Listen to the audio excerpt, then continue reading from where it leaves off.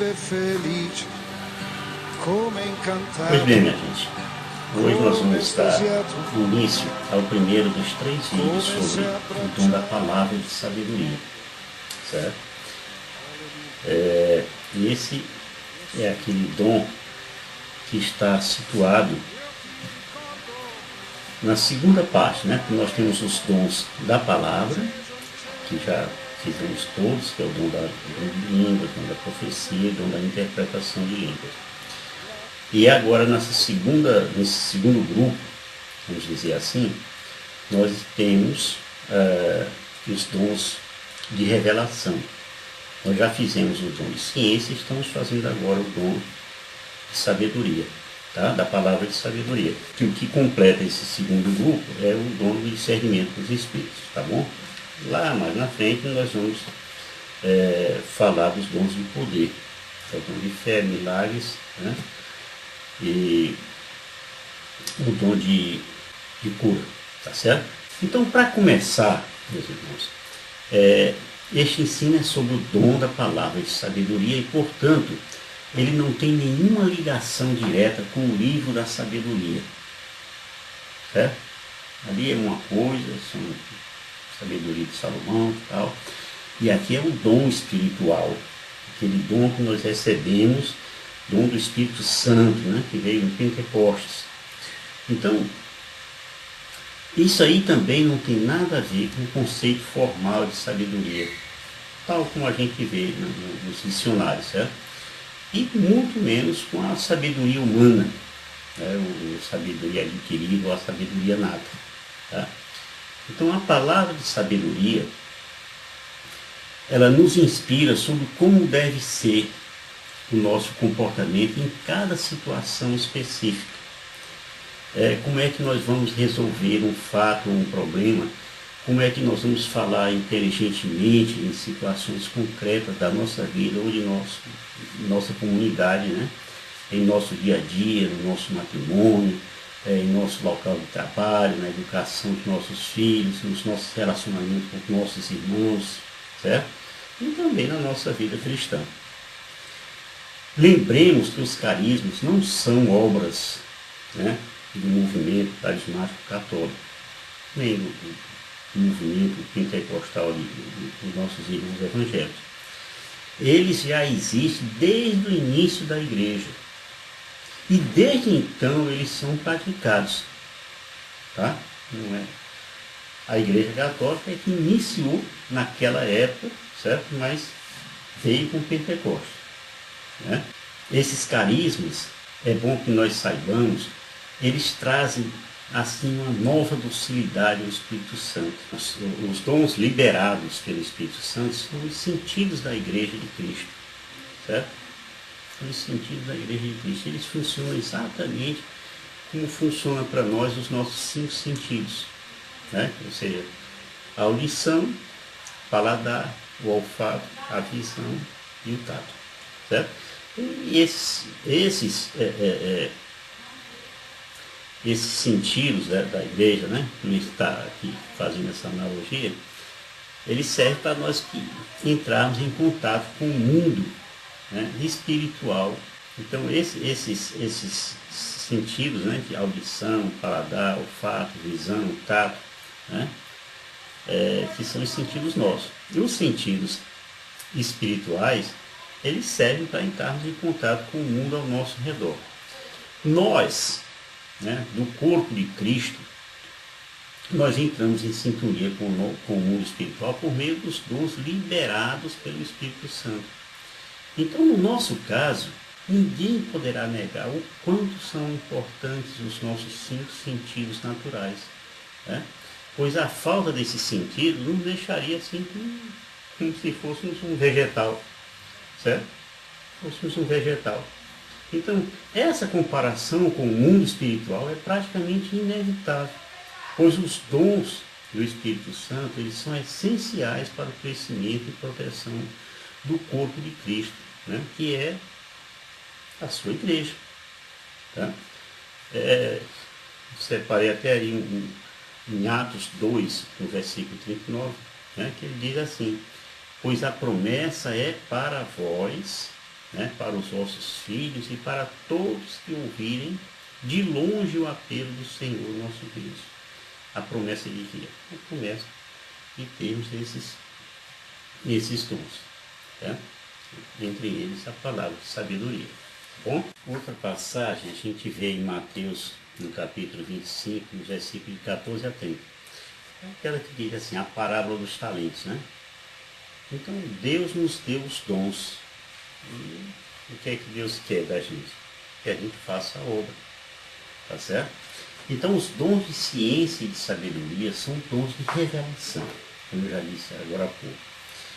É assim, de uma forma sobrenatural, eles fazem sim conhecermos coisas ou situações que são ocultas no coração da gente. Então, o dom da palavra e ciência é a capacidade sobrenatural que propicia uma visão além da esfera material, né? É a penetração na ciência de Deus, como a gente vê em Efésios 3, no versículo 3. Então, mesmo que a gente confunda a sabedoria e o conhecimento, a ciência no caso, né, há uma diferença entre elas, né? A sabedoria é o conhecimento em ação. E a ciência, o dom do conhecimento, é o conhecimento em si. Então nós temos o dom da ciência e temos o dom da sabedoria. Com o dom da ciência, certo? A gente tem um diagnóstico. Com o dom da sabedoria a gente tem como aplicar o remédio. O remédio e saber como aplicar o remédio, né? Tá certo? Então diz a Bíblia que sabedoria e a ciência devem andar sempre juntas. Onde é que diz isso, hein? É só você pegar em Efésios, no capítulo 1, dos versículos 17 a 19, que você vai ver isso aí, tá? Então nós costumamos usar com frequência este dom, sem sequer estarmos cientes disso. Às vezes ele aparece naturalmente. Então podemos até dizer algo assim banal a um irmão, mas que para ele soa assim como uma tremenda de uma palavra de sabedoria, né? E ele vai justamente se encaixar no que ele está, na situação que ele está vivendo, certo? Então nós podemos até mesmo ouvir de crianças, né, algumas palavras que com certeza elas não têm a menor ideia do que disseram, mas que são palavras de sabedoria, que aquilo faz um efeito em nós. Tá bem? Então agora vamos ver se a gente falar um pouco do conceito, né? Conceito da palavra de sabedoria. Então a sabedoria, etimologicamente falando, né, ela vem do grego sophia, né, que é aquilo que detém o sábio, né, que em grego significa sophos, né? Então é a capacidade de discernir corretamente. No frigir dos ovos é isso aí. Sabedoria é a capacidade de discernir corretamente. Mas no latim, a palavra sabedoria ela deriva de sapere, né? E este é um conceito que também tem um componente cultural e de tradição, sendo que muitas vezes algumas culturas diferentes dão assim origem a certos tipos distintos de sabedoria. Até a gente pode lembrar aqui, por exemplo, da sabedoria oriental, né? Eles têm lá aquele jeito dele da sabedoria oriental. Então a sabedoria ela pode vir de várias fontes, né? Entre essas fontes tem a sabedoria divina, né? Por exemplo, é aquela que é proveniente de Deus, né? E para essas outras culturas, de alguma entidade que esses povos consideram como sendo divinos, né? Então, a palavra de sabedoria é um dom efuso.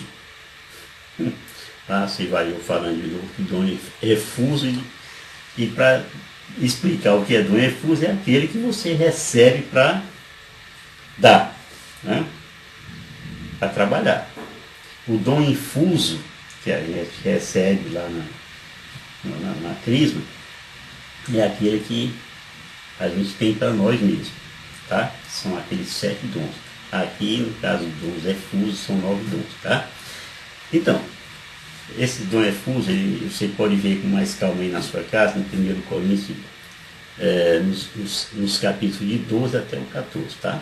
A gente sabe, somente Deus é sábio, pois a sabedoria é peculiar a Deus, né? O que não acontece com o homem, tá?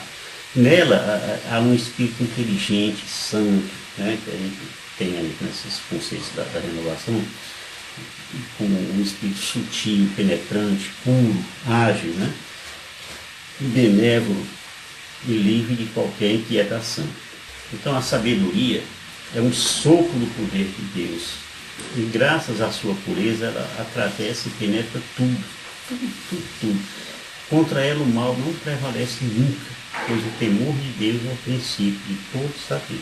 Rapidamente, que não é o caso aqui, mas para você ter mais um pouco de conhecimento.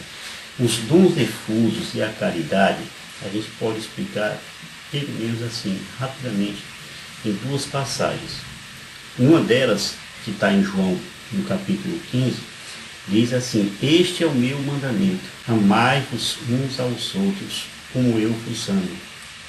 Dons efusos, ou seja, aquilo que a gente dá, que recebeu de Deus para dar, e a caridade, a relação com a caridade.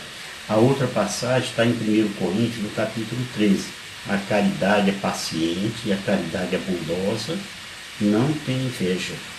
Tá? O uso desses dons efusos, ele deve ser posto a serviço da comunidade. Né?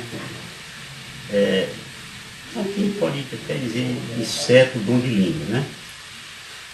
Que é para a nossa edificação. Então, os dons efusos, ele deve ser postos a serviço da comunidade para a edificação dessa mesma comunidade, a edificação de um irmão, a edificação de um grupo. Então, cada pessoa exerce esses dons ou carisma, né, de forma humilde, embora corajosa, mas com o poder de Deus lhe acompanhando. E a quem a glória seja dada. Nunca a nós. É a quem a glória deve ser dada. A Deus, nunca a nós, porque nós mesmos não podemos fazer nada. E, gente, nós podemos dividir a palavra de sabedoria assim, simplificando. A sabedoria humana, a sabedoria diabólica, a sabedoria divina. Vamos explicar cada um separadamente. Sabedoria humana, o que seria? É aquela sabedoria adquirida pelos esforços, né, do nosso conhecimento humano. Aquela sabedoria que vem pelo estudo nas ciências, né, ou seja, nas escolas de um modo geral, tá? No mundo acadêmico. A sabedoria diabólica é aquela sabedoria terrena, a sabedoria humana, diabólica, ela é inspirada por Satanás. Tá? Aquela sabedoria do mal, vamos dizer assim. Sabedoria do mal. A gente pode até ver isso aí em Tiago, no capítulo 3, versículo 14 a 15. A sabedoria divina é o dom do Espírito Santo que é dado ao cristão, tá? Para a sua santificação pessoal. Ela mostra assim o sabor das coisas de Deus a quem pede a Deus com fé. Isso aí também a gente vê em Tiago, no capítulo 1, versículos 5 e 6. Então vamos falar aqui de como funciona o dom da sabedoria. Então este dom ele funciona assim de maneira diferente, para propósito também diferente. Pois Deus é um Deus de poder e pode fazer tudo conforme lhe aprouver, como ele quiser. Tá? Então por causa disso, o dom da palavra de sabedoria pode ocorrer das seguintes maneiras. Né? Uma das maneiras que ela pode ocorrer é pelas profecias. Quando isso está relacionado a manifestações e eventos futuros.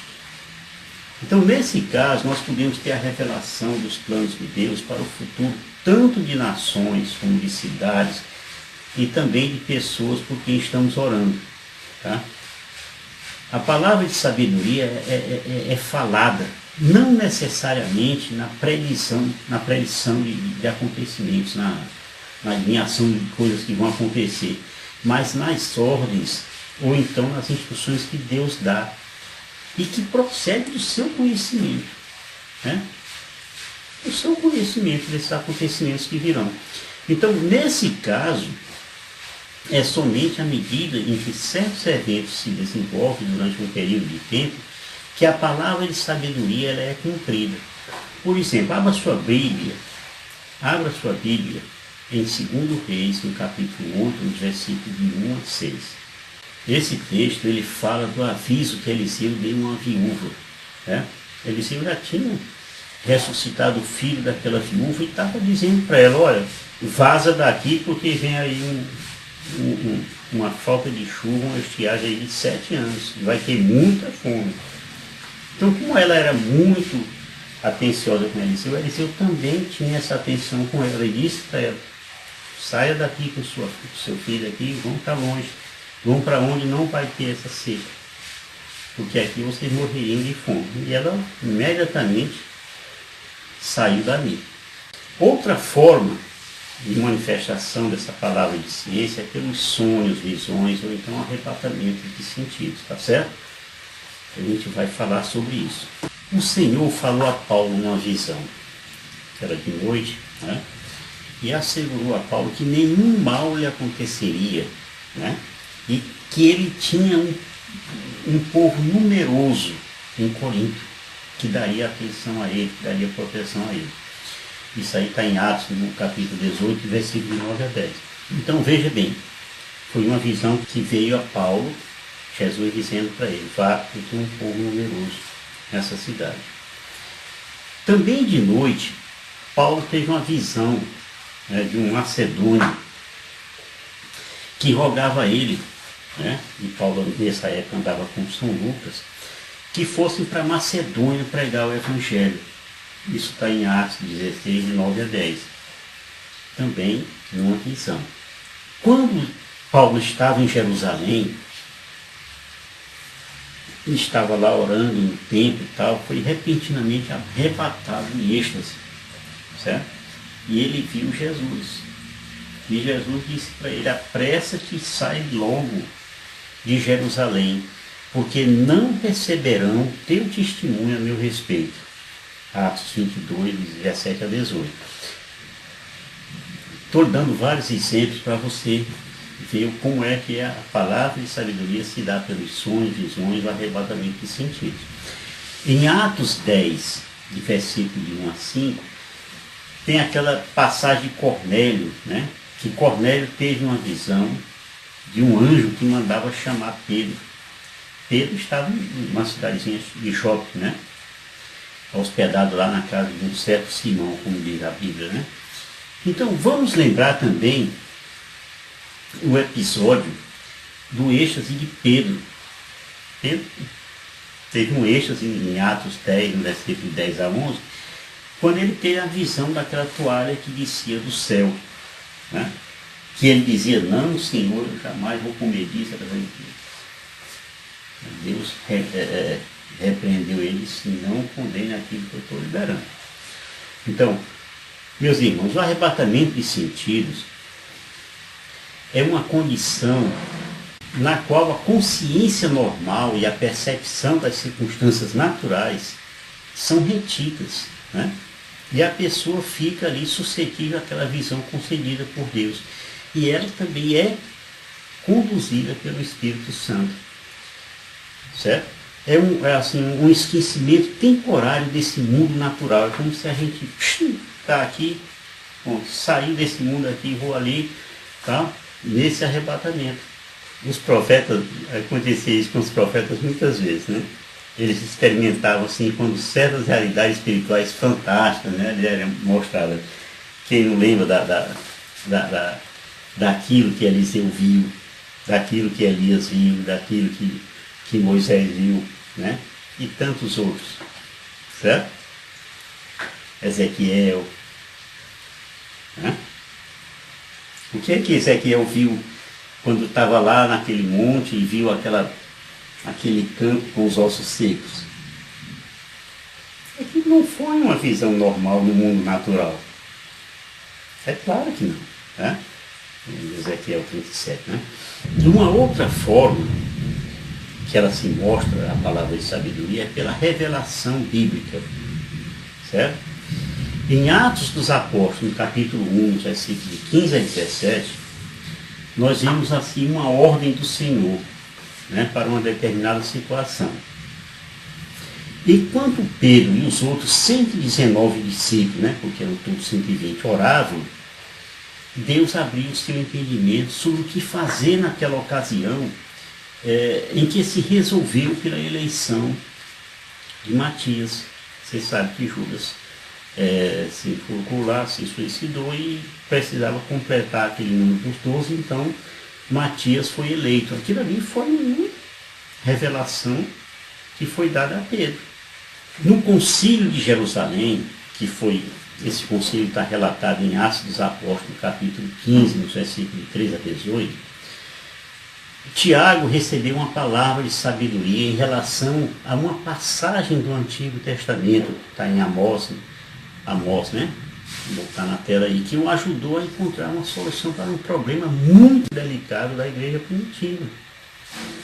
Foi assim um momento especial ali, foi um rompimento daquelas pessoas, daqueles judeus, saindo daquela turma de judeus para entrar para o cristianismo. Ali foi um rompimento. Então, uma outra forma, meu irmão, de você receber uma palavra de sabedoria é numa locução interior. O que é locução interior? É um dom do que Deus quer fazer, conhecer, ajudar a cumprir. É um dom do que Deus quer fazer, conhecer e ajudar a cumprir, revestindo assim de pensamentos e palavras humanas. Isso aí a gente tirei do universo católico. Quando o Espírito Santo fala ao nosso interior, uma intuição espiritual, nós ouvimos com os nossos ouvidos espirituais a voz do Espírito Santo. Na igreja primitiva, nos é mostrado que Deus fala sem usar a voz audível, né? Ele infunde o seu pensamento diretamente através do Espírito Santo. É dessa forma que de repente nós ficamos sabendo o pensamento de Deus para certas questões. Isso é inexplicável, mas defendemos que vem através de uma comunicação espiritual e que sempre ocorre com uma fé instintiva e na certeza de que é uma palavra de sabedoria divina. O Espírito Santo, em Atos 16, no versículo de 6 a 8, proibiu Paulo, por exemplo, de ir a Bitínia. Depois você lê aí, você vai ver. Também lendo no Atos dos Apóstolos, no capítulo 20, nos versículos de 22 a 24, a gente vai ver que Deus infundiu em Paulo a palavra de sabedoria. E ele sabia que tinha que seguir para Jerusalém, ainda mesmo que tivesse recebido a palavra profética de que muitas aflições esperavam por ele lá. E de fato houve muitas aflições. Alguns tentaram persuadir assim Paulo a não ir, mas acabaram assim se entregando à vontade de Deus. Né? Essa pessoa, por exemplo, vendia o profeta Ágabo, tá? Em Atos 21, de 8 a 14. Então, meu irmão, a palavra de sabedoria ocorre quando a gente lida com os problemas pessoais em situações difíceis, como, por exemplo, a que ocorreu com Salomão e aquelas duas prostitutas que tiveram filhos. As duas tiveram filhos mais ou menos no mesmo período. Tá? Então, em 1 Reis, no capítulo 3, no versículo 16 e 28, você tem toda essa história. Então Salomão tinha pedido a Deus discernimento e sabedoria para julgar o seu povo. Né? Em 1 Reis 3, no versículo 9. E Deus ouviu e concedeu a Salomão. Até elogiou Salomão. Então, geralmente, a palavra de sabedoria, ela é dada quando nós estamos aconselhando os irmãos. Nós estamos acompanhando, estamos consolando um irmão, certo? Estamos pregando a palavra de Deus. E ela funciona sem que a pessoa que está sendo orientada saiba disso. Ela vem naturalmente, porque é um dom que você recebeu para usar, um dom difuso. Então sabemos que algumas pessoas tendem a esconder seus traumas verdadeiros, né? Um irmãozinho chega para nós e tal, todo cheio de uma depressão maluca, uma coisa, uma angústia, não sei o quê, e vem, mas não quer também dizer o que é que está acontecendo, o que é que houve, por que ele está daquele jeito, né? E aí eles ficam tentando relatar ou contar a história da Conchinchina, né? Apenas para que a gente fique ouvindo e tal, e na verdade o que ela espera é que a gente ali faça uma oração e que os problemas dela sejam resolvidos.